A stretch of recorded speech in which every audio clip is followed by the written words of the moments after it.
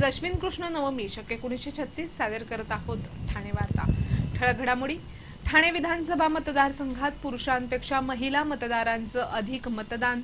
कळवा मुंब्र्यामध्ये मतदारांची संख्या जास्त असताना मतदान मात्र कमी आणि दिवाळीसाठी तयार फराळ घेण्याकडे गृहिणींचा कल।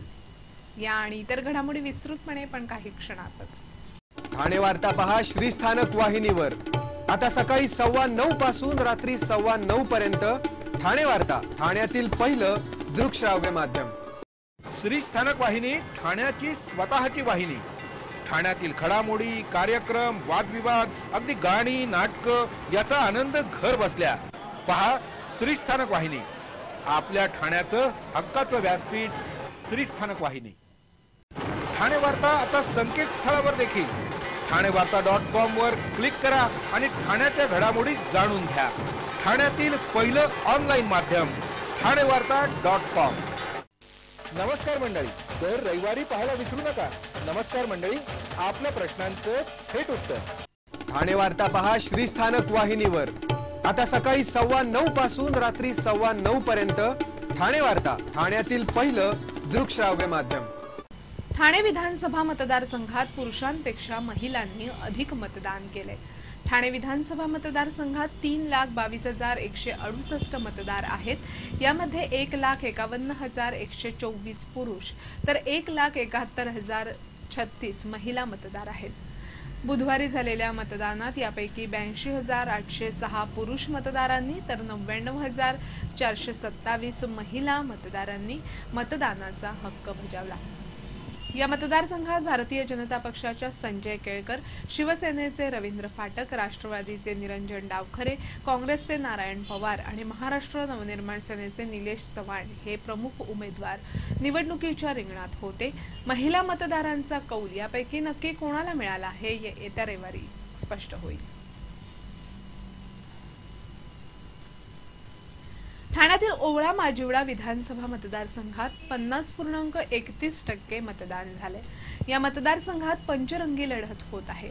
शिवसेना हा मतदारसंघ कायम राखणार की इतर कोणी बाजी मारणार याकडे आता सर्वांचंच लक्ष लागून राहिले।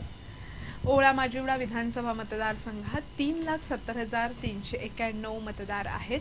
यामध्ये 2,04,128 पुरुष तर 1,66,262 महिला मतदार आहेत।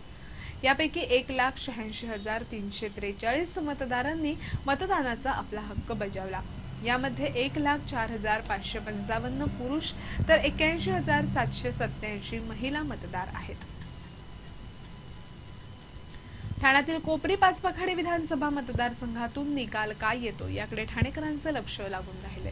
या मतदारसंघातून शिवसेनेचे एकनाथ शिंदे यांनी निवडणूक लढवली असून भारतीय जनता पक्षाचे संदीप लेले त्यांच्या समोर उभे ठाकले आहेत। या मतदारसंघात 3,47,383 मतदार आहेत। यामध्ये 1,92,371 पुरुष तर 1,55,010 महिला मतदार आहेत। एकूण मतदारांपैकी 1,84,467 म्हणजे 53.10% मतदारांनी मतदानाचा हक्क बजावलाय। यामध्ये 1,04,034 पुरुष तर 80,433 महिला मतदार होते। या प्रभागातील लढत लक्षणीय असून रविवारी काय निकाल येतो याकडे ठाणेकरांचं लक्ष लागले। कळवा मुंब्रा विधानसभा मतदारसंघात ठाण्यातील सर्वात कमी म्हणजे 47.48% मतदान झाले। हा मतदारसंघ राष्ट्रवादी काँग्रेसच्या जितेंद्र आव्हाड यांच्याकडे असून हा मतदारसंघ आव्हाड कायम राखतात की शिवसेनेचे दशरथ पाटील हा मतदारसंघ त्यांच्याकडून खेचून आणतात हे पाहणं लक्षणीय होणार आहे। या मतदारसंघात 3,48,411 म्हणजे ठाण्यातील सर्वाधिक मतदार आहेत। यामध्ये 1,90,731 पुरुष तर 1,57,680 महिला मतदार आहेत। यापैकी अवघ्या 1,65,427 मतदारांनी मतदानाचा हक्क बजावलाय। यामध्ये 92,455 पुरुष मतदार तर 72,000 महिला मतदार होते। या मतदारसंघात झालेला गोंधळ पाहता नक्की कोण बाजी मारणार हे आता येत्या 2 दिवसात स्पष्ट होईल।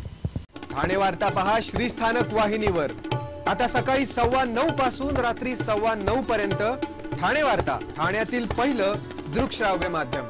आपला परिसर स्वच्छ आणि सुंदर ठेवण्यासाठी ठाणे महापालिकेत सहकार्य करा। ओला सुका कचरा वेगवेगळा जमा करा आणि रोगराईपासून मुक्तता मिळवा।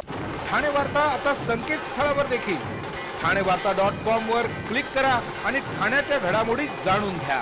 ठाण्यातील पहिलं ऑनलाईन माध्यम ठाणेवार्ता.com। डॉक्टर आणि रुग्णांचं पिढ्यानपिढ्यांचं जिव्हाळ्याचं नातं म्हणजेच डॉक्टर बेडेकर हॉस्पिटल आता अत्याधुनिक सोयी सुविधा आणि तंत्रज्ञान युक्त वंध्यत्व निवारण केंद्रात IVF आणि टेस्ट ट्यूब बेबीचीही सुविधा। डॉक्टर बेडेकर हॉस्पिटल, महर्षी कर्वेपथ, ठाणे। 65 वर्षांची निरंतर सेवा। Jaipuri jewellery exhibition cum sale, 50% बचत। American diamond sets, mangalsutra, fancy bracelet, fancy earring top, radium आणि गोल्ड प्लेटेड बांगड्या आणि अन्य ज्वेलरी फक्त जयपुरी ज्वेलरी एक्झिबिशन मध्ये, अशोका बेसमेंट जवळ, गोखले रोड, नौपाडा, ठाणे पश्चिम। ठाणे वार्ता पहा श्रीस्थानक वाहिनीवर। आता सकाळी 9:15 पासून रात्री 9:15 पर्यंत ठाणे वार्ता, ठाण्यातील पहिलं दृकश्राव्य माध्यम। मतदानाच्या दिवशी सुट्टी जाहीर करूनही सुट्टी न देणाऱ्या 25 आस्थापनांच्या विरोधात कामगार विभागाकडे तक्रार करण्यात आल्या होत्या। या सर्वांना तंबी देऊन सोडण्यात आलं। जिल्हाधिकाऱ्यांनी 15 ऑक्टोबरला मतदानासाठी सार्वत्रिक सुट्टी देण्याचे आदेश दिले होते। अशी सुट्टी आपल्या कर्मचाऱ्यांना न देणाऱ्या आस्थापनांवर कारवाई करण्याचा इशारा देण्यात आला होता। कामगार विभागाने यासाठी एक मदत क्रमांक जाहीर केला होता। या मदत क्रमांकावर विविध भागातून सुट्टी न दिल्याच्या तक्रारी आल्या होत्या। कामगार विभागाने या तक्रारींवर त्वरित हालचाली करून संबंधित आस्थापनांच्या प्रमुखांना शासकीय आदेश न पाळल्याबद्दल तंबी दिली। एक पूर्ण भरलेला कंटेनर मुंब्रा बाह्यवळण रस्त्यावरील एका झोपडपट्टीत घुसल्यामुळे एका कुटुंबातील 4 जणांसह 6 जण जखमी झाले। काल ही दुर्घटना घडली। एक पूर्ण भरलेला कंटेनर मुंब्रा बाह्यवळण रस्त्यावरून जात असताना सिद्धार्थनगर कॉलनी परिसरात रस्ता ओलांडणाऱ्या मुलाला वाचवण्यासाठी या कंटेनरच्या चालकानं अचानक ब्रेक दाबले। त्यावेळी मागून आलेल्या कंटेनरनं या कंटेनरला धडक दिली। या जोरदार अपघातामुळे कंटेनर पलटी झाला आणि जवळच्या झोपडपट्टीवर पडला। यामध्ये 6 जण जखमी झाले असून त्यात 3 लहान मुलांचा समावेश आहे। जखमींना कळवा रुग्णालयात दाखल करण्यात आल्याचं आपत्ती व्यवस्थापन कक्षाचे प्रमुख संतोष कदम यांनी सांगितलं। अफसरीन तळवसकर, यासीन तळवसकर, अम्मू तळवसकर, अल्ताफ तळवसकर, जितेंद्र जयस्वाल आणि एका कंटेनरचा चालक रामबदन प्रजापती यामध्ये जखमी झाले आहेत। जिज्ञासा संस्थेच्या वतीनं दिवाळी सुट्टीत ज्ञानसेतू उपक्रमांतर्गत विद्यार्थी, शिक्षक आणि पालकांसाठी अभ्यास सहलीचं आयोजन करण्यात आले। मध्यम युगातील गणिती भास्कराचार्य यांचं जन्मस्थान पाटणदेवी, चाळीसगावातील केकी मूस कला प्रतिष्ठान, धुळ्यातील डॉक्टर विश्वेश्वरय्या स्मृती संग्रहालय, शिरपूरमधील प्रसिद्ध जलतज्ञ सुरेश खानापूरकर यांचं जलसिंचन व्यवस्था अभ्यासस्थळ अशा ठिकाणी या सहलीत भेटी दिल्या जाणार आहेत। अधिक माहितीसाठी जिज्ञासाशी संपर्क साधण्याचं आवाहन करण्यात आलंय। दिवाळी आता अगदी जवळ आली असून दिवाळीसाठी केल्या जाणाऱ्या फराळाचा सुगंध सध्या घराघरातून दरवळतोय। दिवाळीच्या आधी आठवडाभरापासूनच घरोघरी फराळाची लगबग सुरू होते। पण आता जमाना बदलला असून नोकरीनिमित्तानं महिला वर्ग मोठ्या संख्येनं घराबाहेर जात असल्यामुळे तयार फराळ आणण्याकडेच जास्त कल दिसून येतो। तरीही अनेक हौशी स्त्रिया वेळात वेळ काढून फराळाचे पदार्थ बनवतात। बाजारात सध्या अगदी घरगुती पद्धतीनं तयार केलेल्या फराळालाच जास्त मागणी दिसून येते। शहरातील पोळी भाजी विक्री केंद्रातून मोठ्या प्रमाणावर फराळाचे पदार्थ विक्रीसाठी उपलब्ध आहेत। दिवाळीसाठी लागणारी करंजी 300 रुपये किलो, शंकरपाळ्या 240 रुपये किलो, चकल्या 260 रुपये किलो तर लाडू 150 रुपये किलोनं मिळत आहेत। बारीक शेव चिवडा 240 रुपये किलो दरानं उपलब्ध आहे। बाकी अनारसे, कडबोळी, चिरोटे हेही सध्या चढ्या भावानंच विकले जातात। बाजारात तयार मिळणारा फराळ हा जरी सोय असली तरी घरच्या गृहिणीनं आपुलकीनं आणि प्रेमानं तयार केलेल्या पदार्थांची सर या पदार्थांना येत नाही, हेही तितकंच खरं।